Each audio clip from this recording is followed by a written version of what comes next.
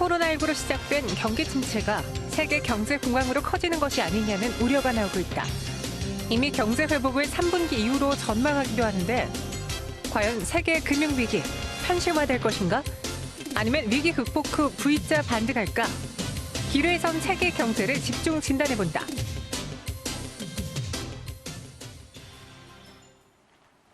네, 이런저런 시장 이야기를 들어보면요. 가장 큰 급락의 요인, 유가를 빼놓을 수가 없잖아요. 여전히 또 불안합니다. 많은 수준까지 내려와 있고 과연 유가가 우리 시장에 또 어떤 영향을 미칠지 이러다 경기 침체까지 나타나는 것인지 아닌지 오늘 좀 집중 진단해 보도록 하죠. 세종대학교 경영학부 김대중 교수와 함께하겠습니다.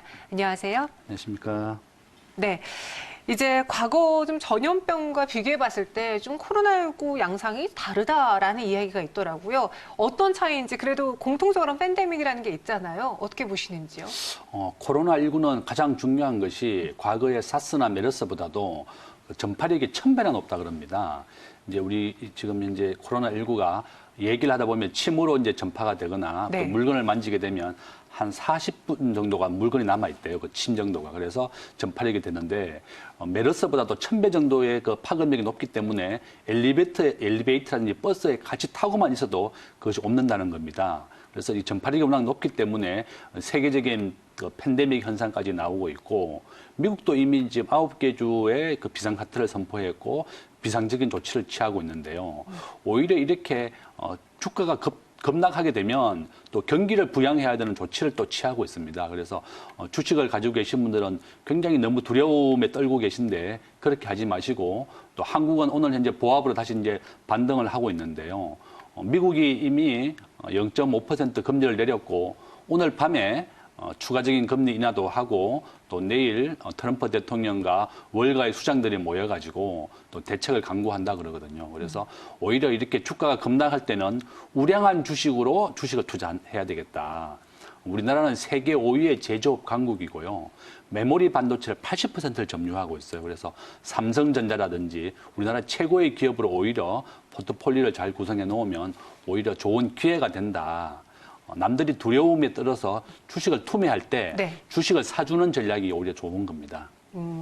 그럼 이 외신에서요, 연준이 코로나 바이러스 공황 버튼을 눌렀다라고 표현을 했거든요. 그리고 사실 연준은 금리 인하를 하고 싶어 하지 않았는데 갑자기 코로나19라는 변수가 나타나면서 어쩔 수 없이 경기 부양책을 펼칠 수밖에 없는 상황까지 도달하게 됐습니다.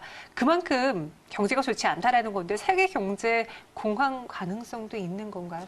저는 뭐 세계 공황의 수준만큼 이제 지금은 그 애플 주식이나 마이크로소프트, 미국의 다우존스나 나스닥 지수가 한 15%에서 20% 내렸습니다, 이미. 네, 정말 단기간에요. 예, 단기간에 내렸고 우리나라도 한 15% 정도 내렸는데요. 이렇게 대공황이 나오게 되면 경기를 부양해야 됩니다. 미국의 1929년도에 대공황이 나왔었는데 그 당시에는 여러분이 아시다시피 이제 테네시 개발을 해가지고 SOC 개발을 해서 댐을 만들어서 경기를 부양했습니다. 지금은 그렇게 이제 SOC보다도 양적 완화라 그래가지고 미국의 달러를 풀게 됩니다. 어제 밤에 한 500조 원 정도 돈을 미국에서 풀었고요. 0.5% 금리 인하를 했고 내일 트럼프 대통령이 또 만나서 월가의 수장들이 요구하는 얘기를 들어줄 겁니다. 추가적인 금리 인하 얘기가 또 나오고 있고 2008년도에 금융위기가 왔을 때 미국은 그 금리가 0%까지 내려갔었거든요.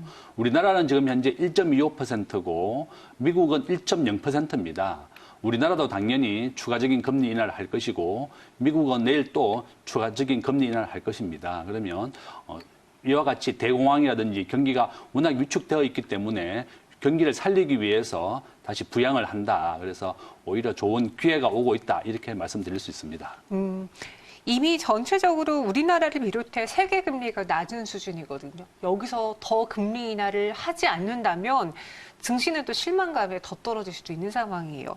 만약 제로금리까지 시대가 온다면 우리 경제를 포함해서 전 세계 경제는 어떤 변화가 또 있는 건가요?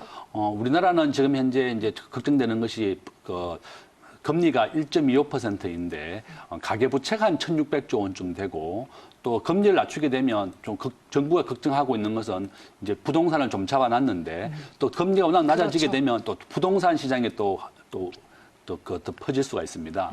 서울을 중심으로 해서 이제 경기를 좀 이제 부동산은 안정되어 있다고 생각했었는데 금리를 추가적인 인하를 해야 된다 그러면 부동산이 좀 불안해지겠지만 그래도 경기를 살리는 게 더 중요합니다. 정부가 하는 정책은 두 가지가 있거든요. 금융정책이라고 해서 금리를 낮추는 거, 또 재정정책이라고 해서 이번에 11조 원 정도 추가 경정 예산을 준비해서 풀고 있지 않습니까? 그래서 재정정책과 금융정책을 하는데 한국은 분명히 금리를 낮출 겁니다.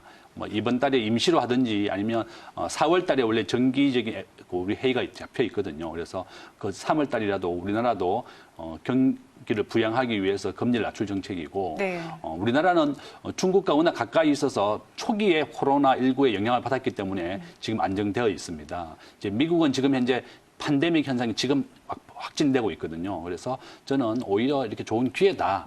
워런 버핏이 그저께 항공주 가장 폭락을 할 때 네. 델타 항공 한 500억 정도 샀어요. 그러니까 그 워런 버핏이 한 얘기가 나는 주식을 10년이나 20년 가지고 있는다. 네.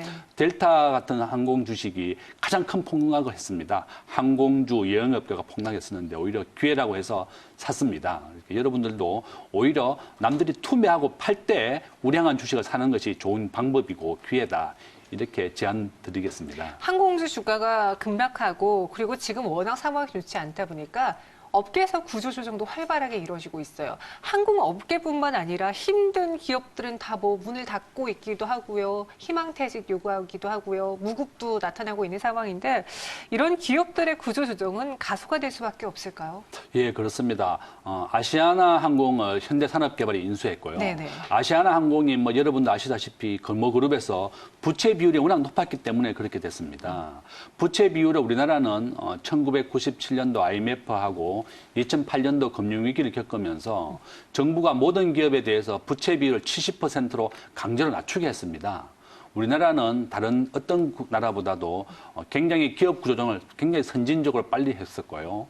그래서 우리나라가 좀 지금 현재 주가가 좀 덜 내리는 상황이고, 그래서 구조조정이라고 하는 것은 굉장히 필요합니다. 우리나라 이제 최근에 제주항공도 또 이스타항공도 인수하고 아시아나도 팔렸는데, 항공업계라든지 조선업계는 배라든지 비행기를 10년이나 20년 장기 리스로 빌려옵니다. 그것이 전부 다 부채로 잡혀 있기 때문에 부채 비율이 굉장히 높은 건데요. 이와 같이 항공회사라든지 조선회사는 부채 비율이 높을 수밖에 없는 그런 특수성을 정부가 좀 감안을 해줘야 되고 무작정 정부가 70%로 낮추게 하니까 또 선박 가격이 올랐을 때는 또 굉장히 어려움을 겪었었거든요. 그래서 일단은 우리나라는 선제적으로 구조조정을 이미 했었고 또 추가적인 기업의 부실한 기업들은 더 기업 구조조정은 더 될 것이다. 그죠? 그래서 오히려 이제 주가가 하락하고 어려울 때는 우량한 주식으로 많이 하는 것이 좋다. 네. 워렌 버핏과 같이 남들이 주식을 투매할 때 사줘라. 앞으로 10년 이상 그 기업에 내가 소유주라는 생각을 가지고 짧은 시간 안에 그 주식을 통해서 돈을 벌려고 해서는 안 됩니다.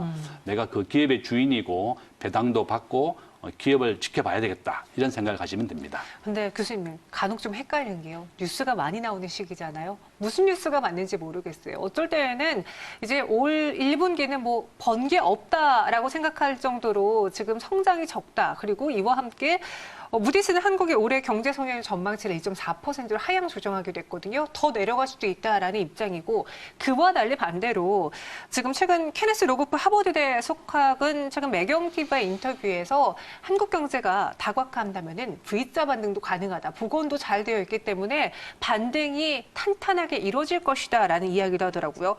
어느 쪽이 맞는 건지 물론 다 사실을 가지고 근거로 한 이야기겠지만 교수님의 입장도 궁금해요.